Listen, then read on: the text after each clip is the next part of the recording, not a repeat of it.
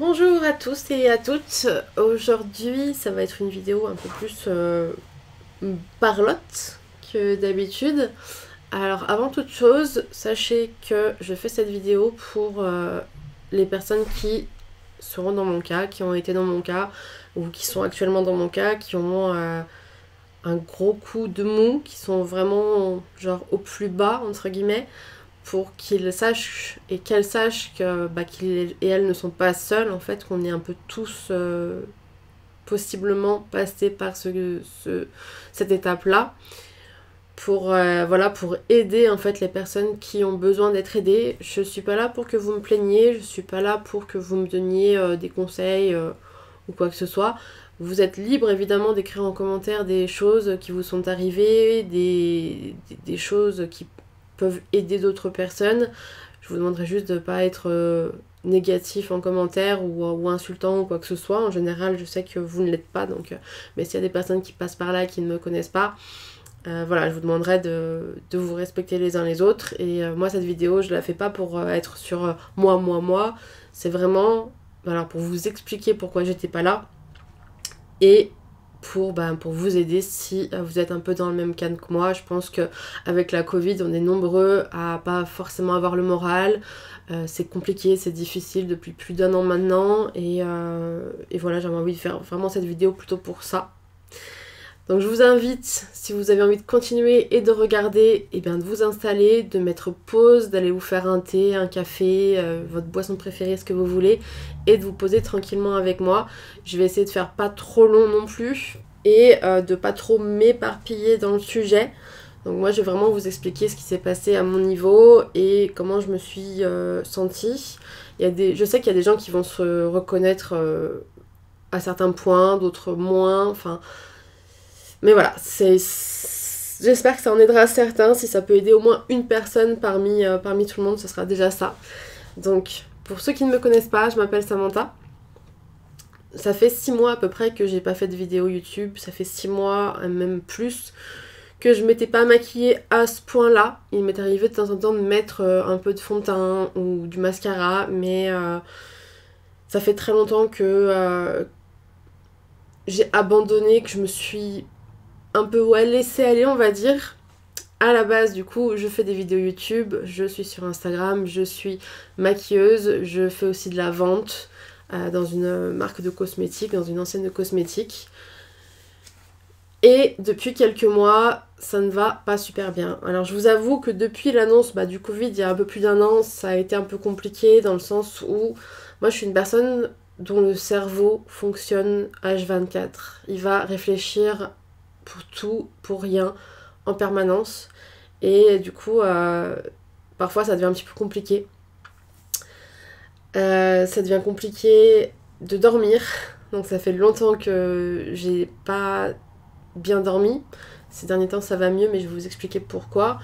Donc ça a été quelque chose d'assez éprouvant pour moi de réfléchir comme ça, même sans le vouloir, de réfléchir tout le temps. C'était compliqué. Donc ça a commencé en mars 2020. Même si pendant par exemple les confinements, moi j'étais contente, je me disais je suis à la maison, je suis avec mes chats, je suis bien, c'est un peu des vacances entre guillemets, même si bon on est enfermé à la maison, on n'a pas forcément le droit de sortir. En fait ça m'a vachement plus pesé sur le moral que ce que je pensais. Et au fur et à mesure, je me suis sentie de plus en plus mal, surtout fatiguée puisque je dormais pas beaucoup. Après ma série Halloween, donc je fais des maquillages pour Halloween si vous ne savez pas, voilà, j'ai fait une série Halloween depuis 3 ans. Donc ça a été un peu compliqué de la finir, la série Halloween, mais j'ai réussi, donc j'étais contente, même si j'avais été très fatiguée. Et j'avais prévu de faire série de Noël, j'avais prévu de faire des trucs pour la Saint-Valentin, j'avais prévu de faire plein de trucs que je n'ai pas pu faire. Parce que en novembre, j'ai commencé vraiment à sombrer. Sombrer, c'est un mot difficile, c'est un mot lourd quand même, et je sais pas si je peux vraiment l'utiliser pour parler de ce qui s'est passé, mais disons que ouais, ma pente allait plus vers le bas que vers le haut. Ça a commencé vraiment avec grosse fatigue, donc à partir de novembre et en décembre, j'ai été très fatiguée, physiquement, mentalement, notamment à cause de tout ce qui se passe, mais aussi à cause du travail, puisqu'on a eu plus de charges de travail, puisque d'habitude, dans la boutique, ils prennent plus de personnes en décembre et là on a décidé de pas le faire et d'avoir un peu plus d'argent pour nous, on va dire. Sauf que franchement, quand on a vu la fiche de paye, on s'est dit franchement, on aurait mieux fait de prendre d'autres personnes, on aurait été moins fatigués de nous. Mais bon, c'était fait, c'était fait. Physiquement, donc très fatiguée, au point que je me rappelle que c'était le 2 décembre parce que c'était l'anniversaire de ma meilleure amie. Le 2 décembre, je suis tombée dans les escalators du métro et à ce jour, j'ai encore mal au genou. Je pense que je suis pas allée voir de spécialiste parce que si vous me connaissez un peu, sinon bah, vous le découvrez, mais les médecins, j'ai beaucoup de mal. Donc j'avais juste checké si c'était pas cassé et tout, mais derrière, je suis jamais allée voir un spécialiste et je pense qu'il faudra que je le fasse à un moment ou à un autre parce que j'ai encore mal à ce jour-là. Donc je suis tombée sur l'angle de l'escalator, j'avais eu très peur, j'ai eu beaucoup de mal à marcher pendant 3 jours. Aujourd'hui, bah, ça me fait un peu comme quand on a de l'arthrose ou ce genre de choses, ça me fait mal dès que le temps change, bref. Tout ça parce que effectivement j'étais fatiguée et que j'ai pas forcément fait attention quand je marchais, que j'arrivais même pas à lever les pieds en fait en marchant. Donc ça a commencé comme ça. En janvier, toujours aussi fatiguée, vraiment plus le moral, y a rien qui allait. Et fin décembre et janvier, il y a eu une chose qui s'est encore ajoutée, c'est moi. Moi personnellement, moi physiquement. Là, pendant presque un an, j'avais été contente parce que j'avais échappé à tout ce qui était boutons par rapport au masque et par rapport au reste. Et fin décembre, début janvier, je me suis retrouvée, j'avais vraiment l'impression d'être défigurée avec vraiment énormément de boutons. Ça a vraiment joué sur ma confiance en moi. J'étais limite heureuse du coup de devoir porter un masque, même si c'était à cause de ça. J'étais heureuse de pouvoir me cacher en fait. Donc forcément, j'allais pas venir devant ma caméra et parler à 10, 20, 30, peut-être 1 million un jour de personnes, je ne sais pas. Je me sentais vraiment pas prête à faire ce genre de choses. À tout ça, il s'est ajouté aussi mon poids, parce que j'ai pris beaucoup de poids parce que je stresse. Alors, déjà, mon poids de base, je suis pas un poids léger, quoi. J'ai des kilos en trop et je le sais très bien, mais c'est quelque chose que j'assume. Et on va pas dire que je m'en fiche, mais c'est quelque chose avec avec quoi je vis très bien. Et je m'accepte comme ça, mais c'est vrai que dernièrement, bah, j'ai pris quand même pas mal de kilos. Tout ça dû au stress, parce que quand je stresse, ben, je mange. Et c'est beaucoup plus facile de prendre des kilos au final que de les perdre. Pour moi en tout cas, parce que je sais qu'il y a des personnes qui ont l'anorexie, tout ça, c'est l'inverse, mais voilà. Du coup, voilà, ma confiance en moi était inférieure à 0. Elle était totalement négative. Quand je passe, c'est un problème qui n'est pas encore réglé, hein. J'ai encore plein de boutons, un petit peu moins quand même, mais j'en ai encore pas mal. Mes kilos sont toujours là.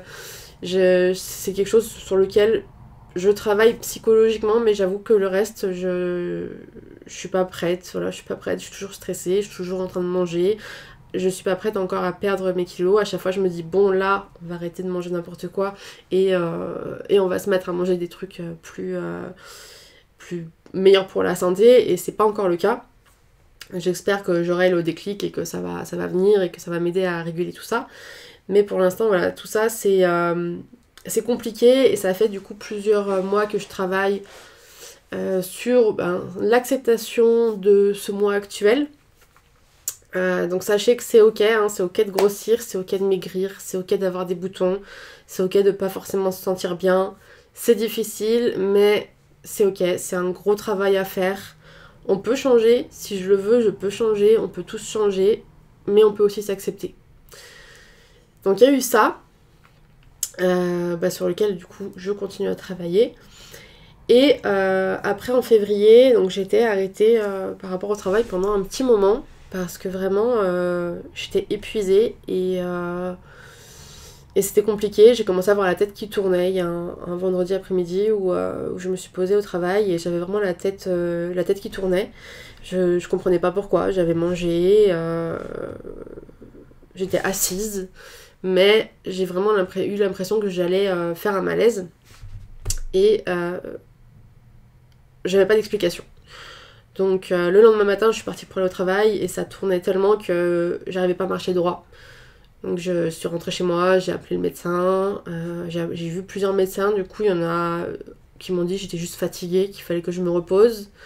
Il y en a un qui a déclaré que j'étais dépressive et je pense qu'il n'est pas totalement dans l'erreur là tout de suite, mais je vais vous expliquer. Donc lui il a dit que j'avais l'air déprimée. J'ai vu mon médecin généraliste un peu plus tard parce qu'en fait il habite dans l'Isère, donc c'est un petit peu compliqué de me déplacer. J'ai ma voiture et tout, mais avec la tête qui tourne, bon voilà. Je suis quand même allée le voir, il me dit t'as 10 de tension je crois il m'avait dit. Donc c'est normal que tu sois fatiguée. Repose-toi et tout. Je fais ok. Mais ça passait pas, donc au final je suis allée voir un ORL qui m'a dit qu'en fait j'avais un problème au niveau des oreilles internes. Moi, soulagée, je me suis dit trop bien, j'ai un problème au niveau des oreilles internes, ils vont me donner un cachet, ça va passer.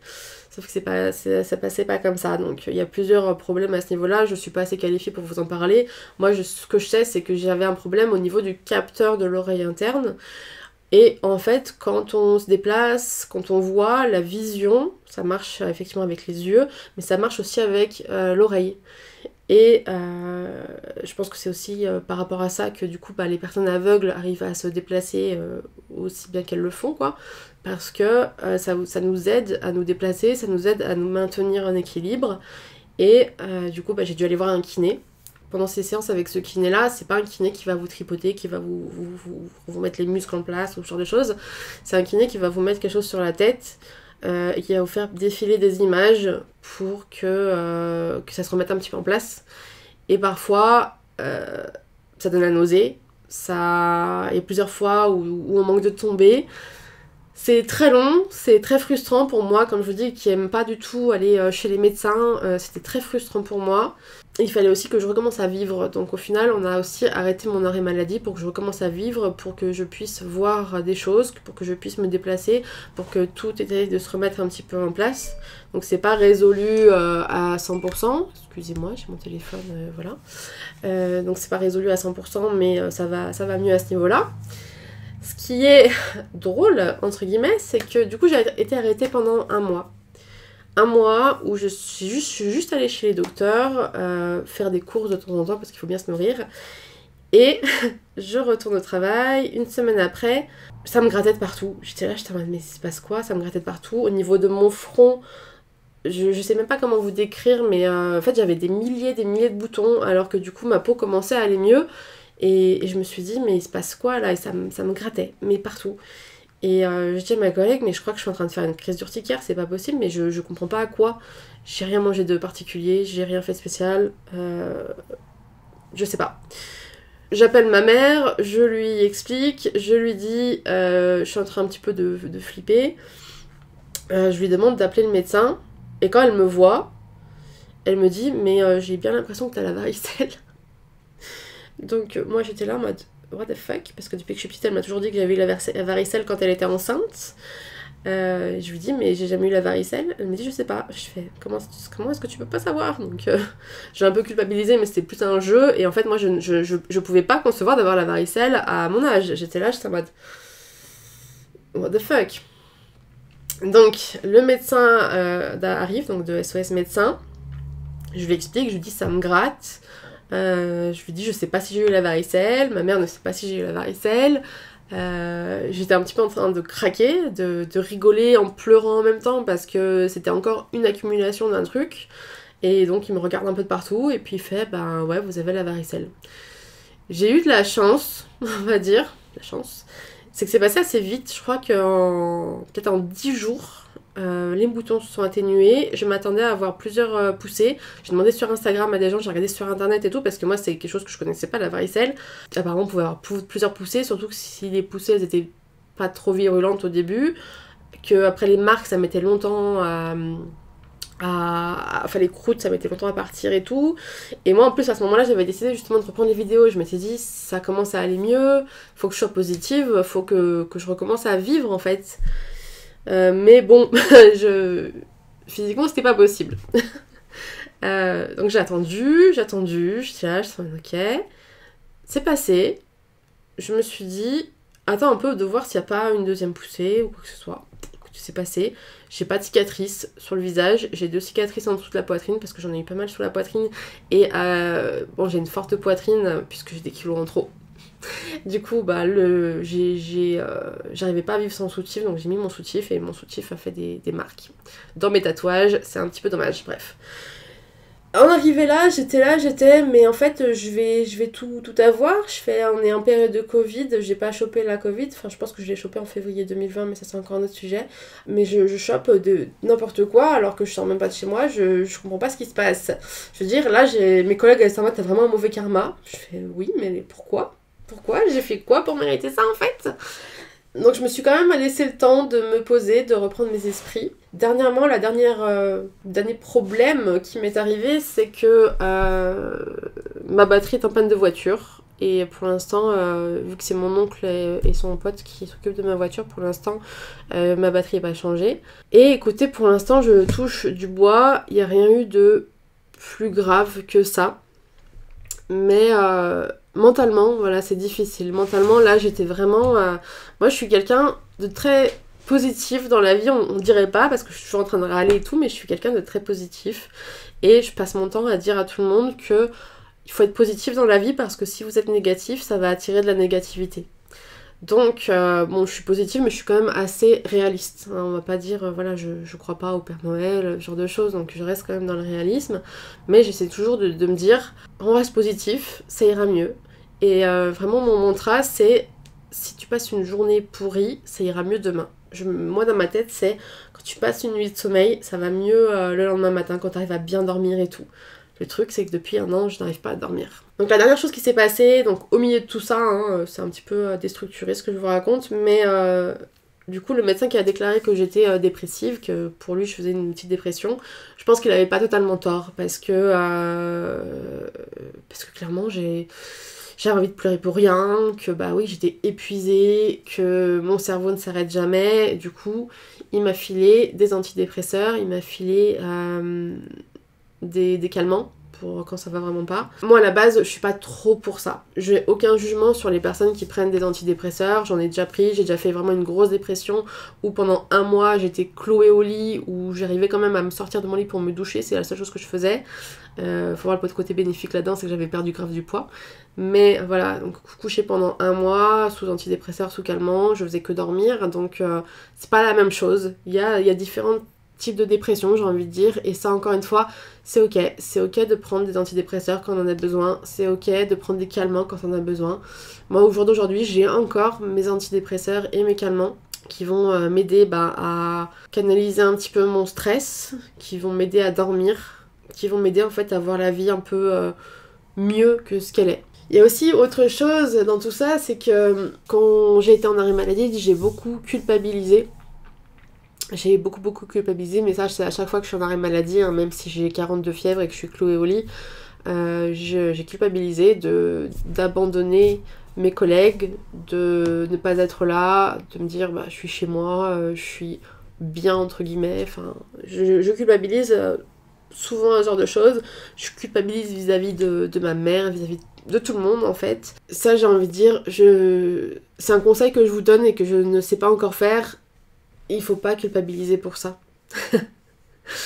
C'est un conseil voilà, que je devrais pas pouvoir me permettre de vous donner, puisque moi je ne sais pas le faire non plus, mais si vous y arrivez, ne le faites pas. Si vous culpabilisez, dites-vous que c'est pas votre faute, c'est comme ça, et que les gens normaux, les gens qui vous aiment, vont comprendre. Et moi je vous avoue qu'à ce niveau-là, j'ai une de mes collègues qui m'a aidée, parce que un jour, au milieu de mon arrêt maladie, au lieu de le prolonger parce que j'en avais besoin, je suis allée au travail parce que je devais faire un truc et je me suis dit je vais pas les lâcher parce que c'est moi qui devais le faire. Et j'ai parlé avec ma collègue pendant une vingtaine de minutes où justement elle m'a aidée, elle m'a dit c'est ok de pas aller bien, on le prend pas comme si tu nous lâchais, on n'est pas c'est des personnes qui sont dans la bienveillance. Tout le monde n'est pas dans la bienveillance, mais en tout cas, ces personnes-là le sont. Et il faut vous dire que les personnes qui tiennent à vous, justement, ils sont dans cette optique de bienveillance. Les autres, il faut les enlever de votre vie. Il faut pas faire attention. Si votre boss vous blâme de ne pas avoir été là, c'est pas de votre faute, en fait. Pour moi, c'est un gros travail, ça aussi, de déculpabiliser à chaque fois que je fais un truc qui impacte les autres.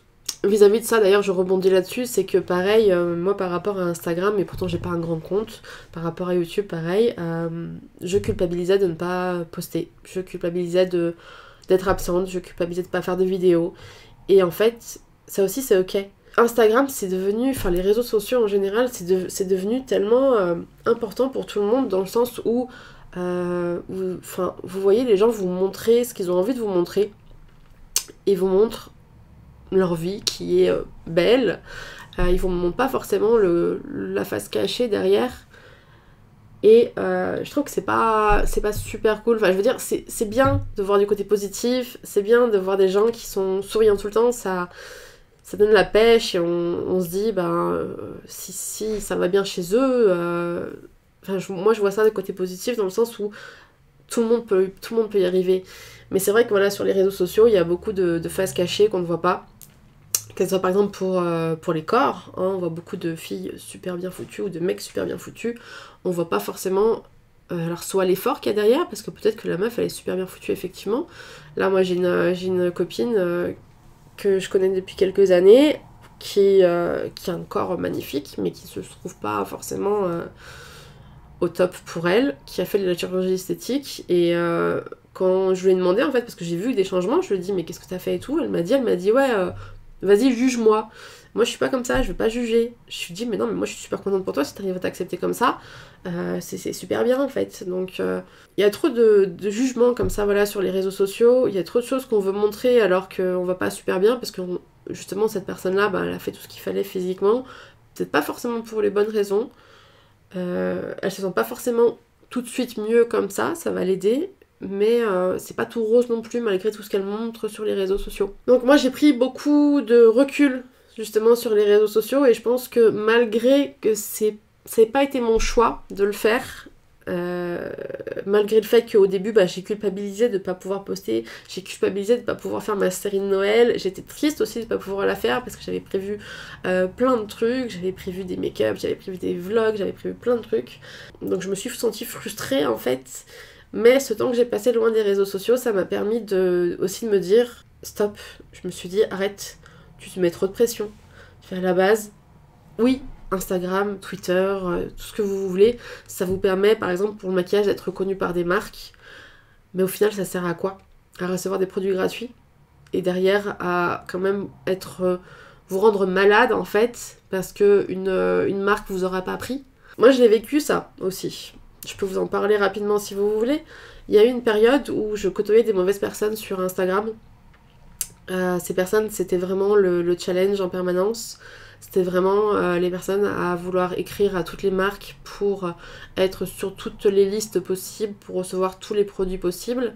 C'est des personnes avec qui je parlais assez souvent, donc des personnes en qui j'avais confiance, entre guillemets. On avait prévu de se voir, par exemple, on avait prévu plein de trucs. Et de voir en fait ce qu'Instagram, ce que les marques font de ces personnes, ce sont devenues des personnes super négatives, ce sont devenues des personnes qui m'ont insulté, m'ont craché dessus par derrière, ont essayé de monter d'autres personnes contre moi. Ça a marché ou pas, franchement maintenant, au jour d'aujourd'hui, je m'en fiche.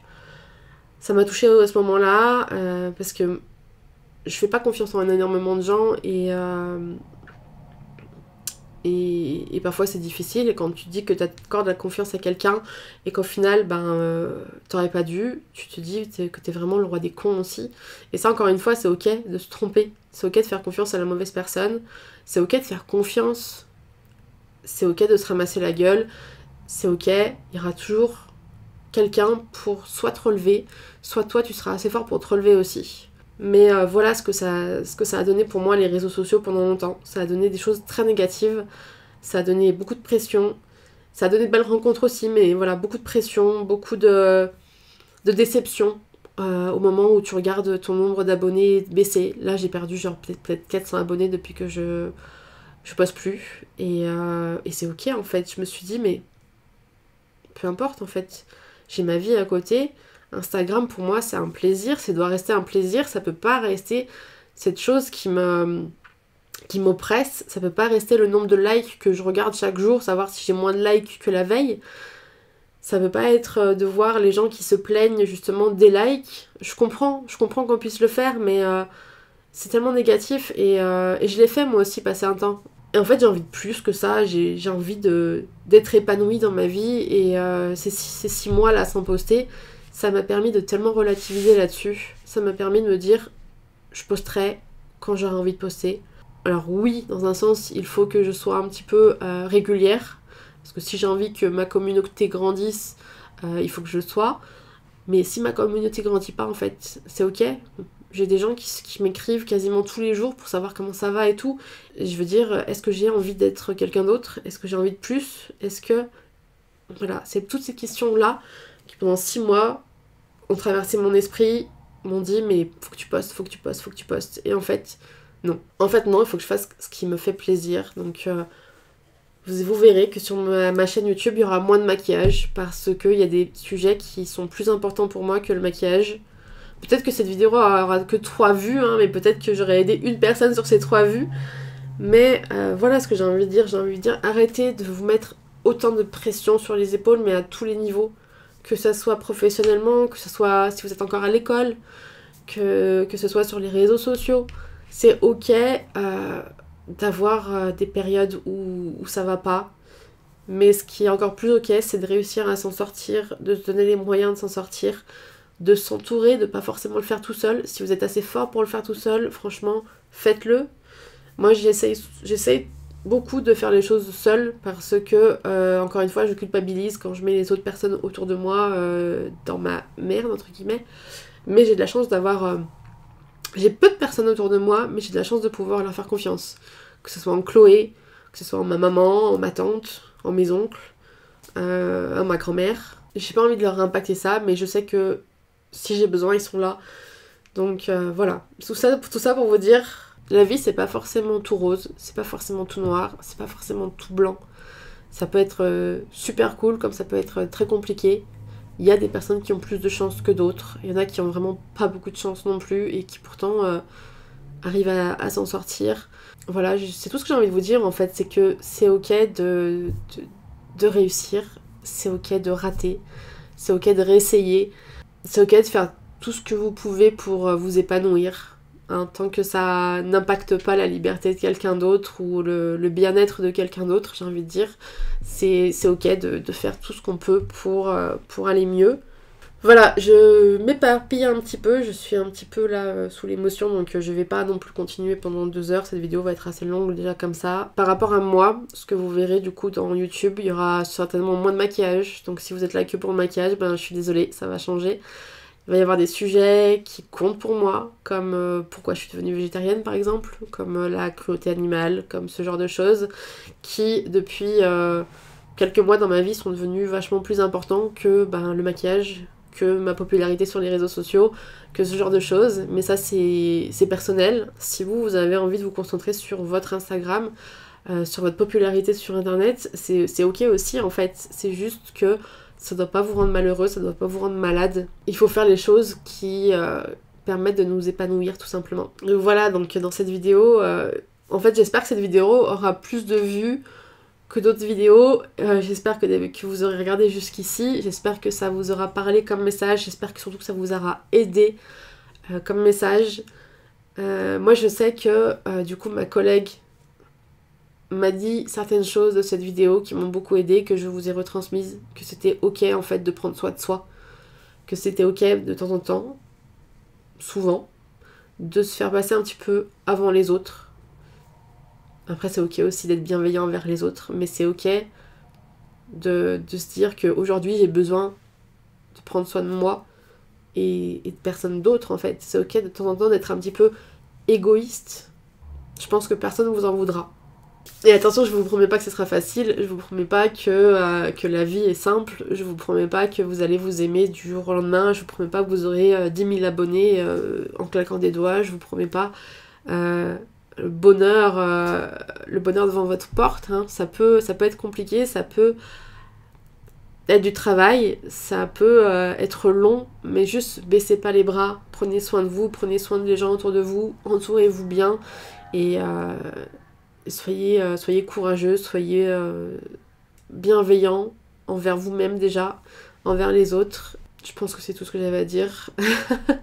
Ah oui, une dernière chose que j'avais envie de dire, c'est que aussi c'est pour ça que j'ai pas posté pendant si longtemps, parce que j'avais pas envie de vous apporter de la négativité. J'étais pas dans un super mood, j'avais besoin de prendre mon temps. J'avais pas envie d'apporter de négativité sur les réseaux sociaux, on peut en voir tellement. Je sais que je râle beaucoup, mais j'ai envie de vous faire plutôt rigoler, j'ai envie de vous partager des trucs, et j'étais pas en état de le faire. Bon, j'espère que ce message, les messages de cette vidéo seront assez clairs, parce que je pense que je suis un peu partie dans tous les sens. Mais je pense avoir dit tout ce que j'avais envie, besoin de dire. J'espère que ça vous aidera. Et puis je vous dis à bientôt dans des vidéos un peu plus légères, ou pas. Il y en aura qui seront pas forcément légères, parce que je sais que certains sujets vont être un petit peu lourds aussi, mais il y aura un petit peu de tout, et il y aura surtout de mon cœur. Voilà, en gros, je vais vous étaler mon cœur sur YouTube bientôt. Voilà, donc je vais conclure cette vidéo en vous demandant de prendre soin de vous. Les commentaires sont ouverts si vous avez envie de parler, si vous avez envie de vous aider, si vous avez envie de me dire des choses à moi. Enfin, voilà, les commentaires sont toujours ouverts. Prenez votre temps si vous en avez besoin. C'est tout ce que j'ai à dire, c'est prenez soin de vous.